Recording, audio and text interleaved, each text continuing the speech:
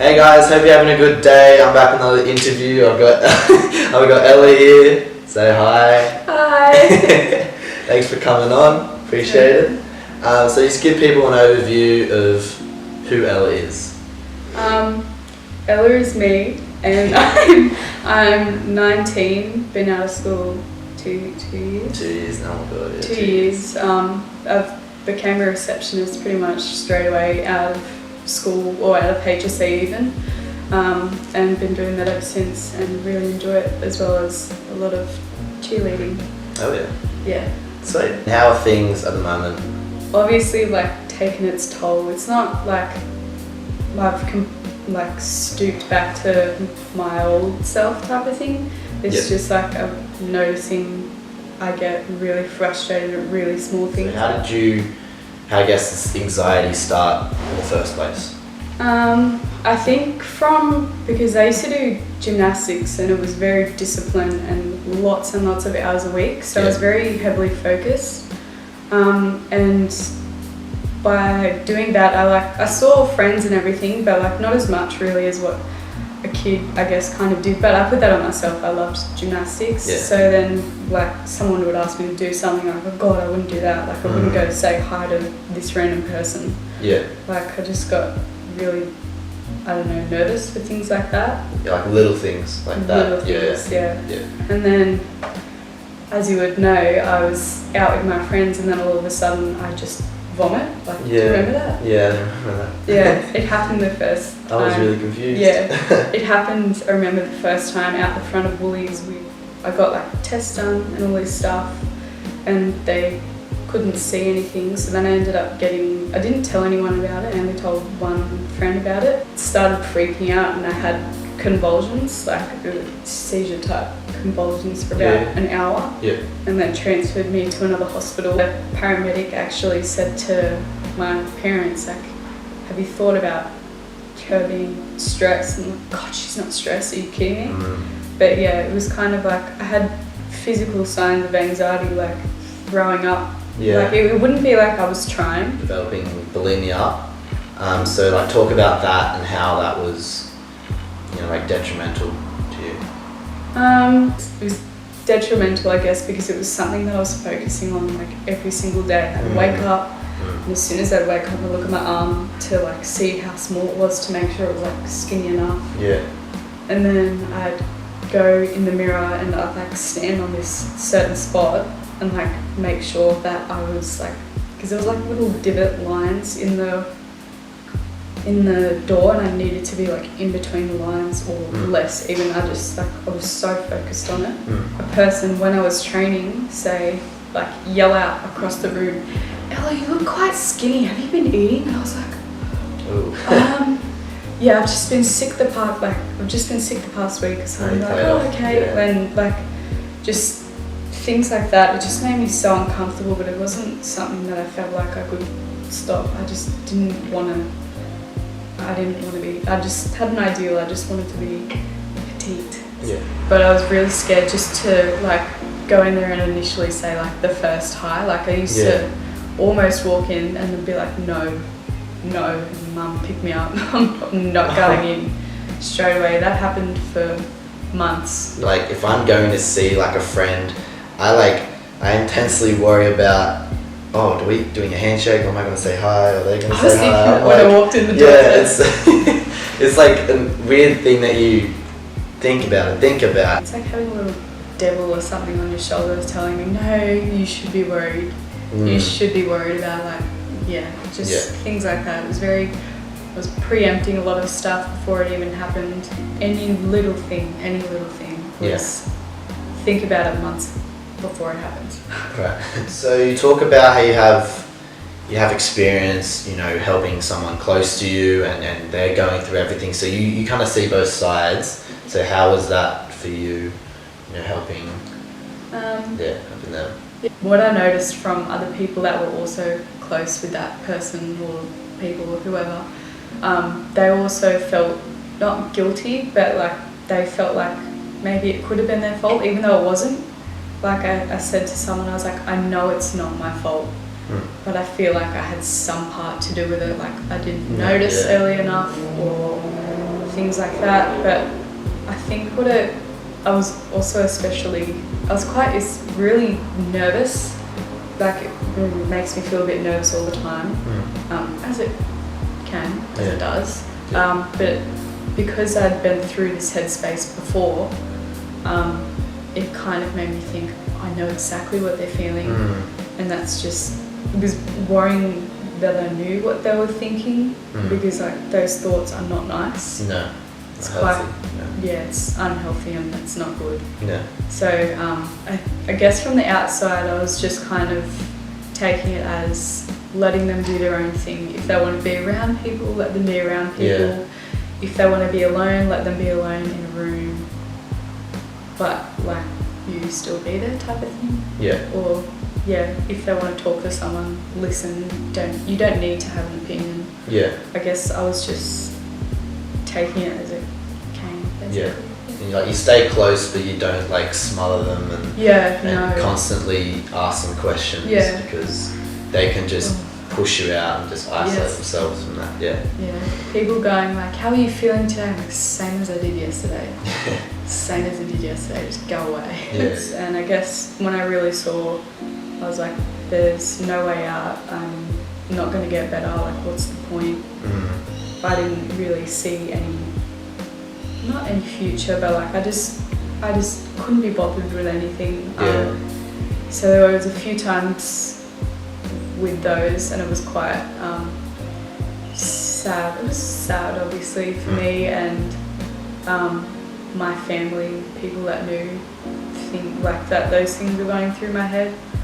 I guess as well, when people were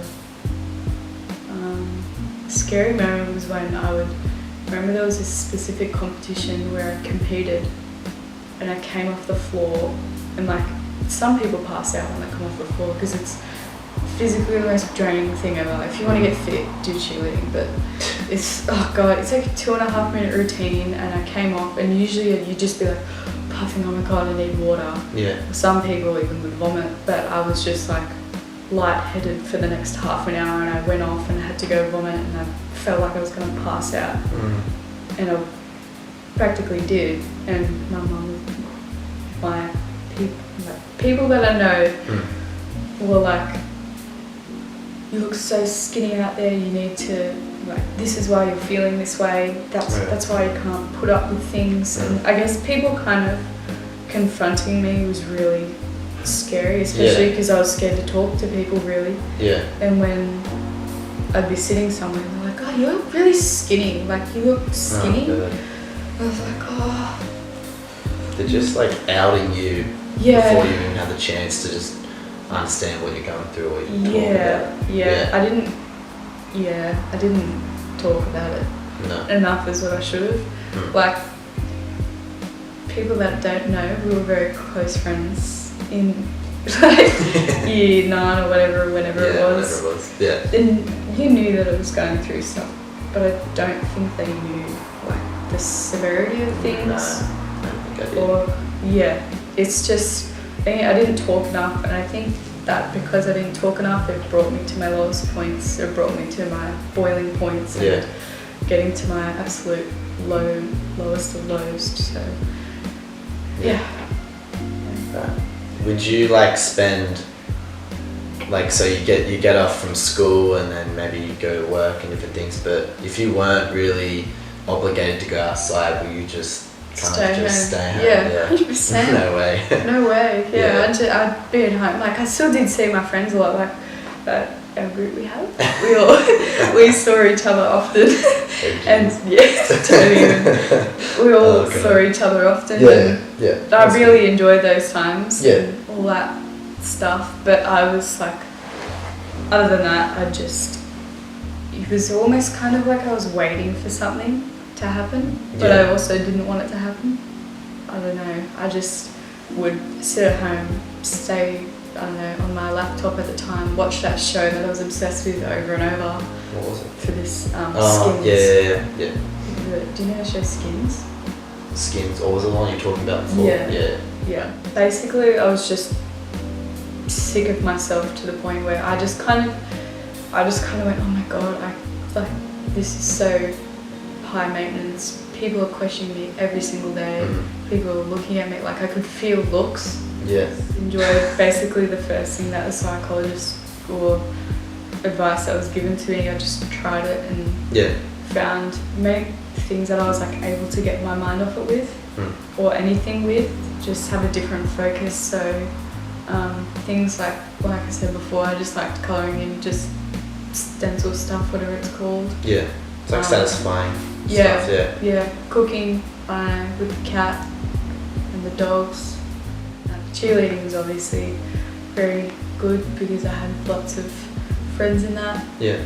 Like I have friends. I always tell myself that I have friends. I have friends. Yes, you do. Finding things that I enjoy, like cheerleading and like colouring in, or makeup as well. I really enjoy doing that just to do something and concentrate. 'Cause Yeah. some things that like take high focus, like colouring inside the lines or pointing my toes really hard when I do a backflip or something like that. I don't know. Yeah. Things that needed a lot of focus. Yeah. Yeah. Because with anxiety, people usually tend to have quite short, Yeah, like sharp rapid. breaths. Yeah. So I really tried like controlling my breathing and just thinking about that. And removing myself from situations. She told me anxiety is just like a switch. You switch it on, now just flip the switch, just turn it off. Yeah. And I was like, oh, no, I can't do that. I would love to. If I could, I wouldn't be here. But Yeah. I can't turn it off. And we went to one session and see you later. I'm not coming back here. But that was definitely the worst advice I think I got. Yeah, that's I guess saying just have a chocolate and keep it there. Don't bring it back up, or things are going to get better. Another big thing that lots of people just generally say, but I guess that just keep on doing things that make you happy, because or see people that make you happy, and not worry. I think probably the biggest things. I went through this then so that I can deal with something later in my life, but I think that definitely related to me, just having people around me that I generally like being around, just finding things that I enjoy, like cheerleading and friends, and I love food now. That's good. So It's come full circle, I guess. yeah, definitely too. So you like, if you focus on something that's like in the future, so often you're gonna like lose touch with yourself, I guess, or whatever you're doing at the time. So I guess just going like one cat at a time and focusing on one specific thing when it's happening, not focusing on something that hasn't happened. I guess what's like the best advice you can give from yourself to other people? I guess. Speak out, and just as much as you don't want to, get help, whether it's talking to just a friend, if it's one of those helplines, calling someone that you, just anyone, if it's a psychologist, anything, just try to talk to someone and don't bother yourself up, because as much as you don't think that it's impacting you, it is, and some of the things that you're feeling aren't normal, and you should be feeling not that way. You need to face it. That's good. Hell yeah. Alright, that's it. Thank you for watching. Thank you for coming on. Thank you for watching. Hope you found something good from this, and have a good day.